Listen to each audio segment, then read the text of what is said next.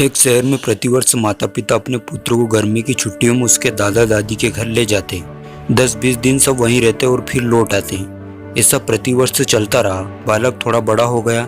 एक दिन उसने अपने माता पिता से कहा कि अब मैं अकेला भी दादा के घर जा सकता हूँ, तो आप मुझे अकेले को दादा के घर जाने दो। माता पिता पहले तो राजी नहीं हुए, परंतु बालक ने जब जोर दिया तो उसको सारी सावधानी समझाते हुए अनुमति दे दी। जाने का दिन आया। पिता बालक को छोड़ने स्टेशन पर गए। ट्रेन में सबको उसकी सीट पर बिठाया, फिर बाहर आकर खिड़की में से उससे बात की, उसको सारी सावधानी फिर से समझाई। बालक ने कहा कि मुझे सब याद है, आप चिंता मत करो। ट्रेन को सिग्नल मिला, विसल लगी, तब पिता ने एक लिफाफा पुत्र को दिया और कहा कि बेटा, अगर रास्ते में तुम्हें डर लगे तो यहाँ लिफाफा खोलकर इसमें जो लिखा है उसको पढ़ना। बालक ने पत्र जेब में रख लिया। पिता ने हाथ हिलाकर विदा किया। ट्रेन चलती रही। हर स्टेशन पर नए लोग आते रहे, पुराने उतरते रहे, सबके साथ कोई ना कोई था। अब बालक को अकेलापन लगने लगा।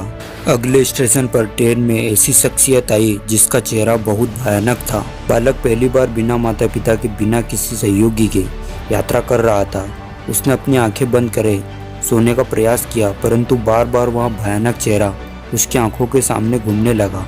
बालक भयभीत हो गया, रुआसा हो गया। तब उसको पिता की चिट्ठी याद आई। उसने जेब में हाथ डाला, हाथ कांप रहा था। पत्र निकाला, लिफाफा खुला और पढ़ा। पिता ने लिखा था, तू डरना मत, मैं पास वाले कंपार्टमेंट में ही हूँ, इस गाड़ी में बैठा हूँ।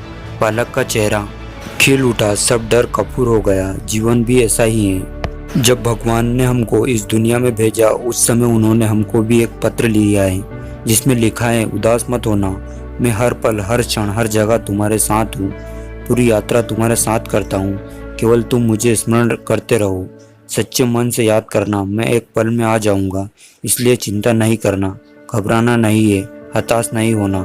चिंता करने से मानसिक और शारीरिक दोनों स्वास्थ्य प्रभावित होते हैं। परमात्मा पर, प्रभु पर, अपने इष्ट पर हर क्षण विश्वास रखें। वह हमेशा हमारे साथ ही हमारी पूरी यात्रा के दौरान अंतिम श्वास तक।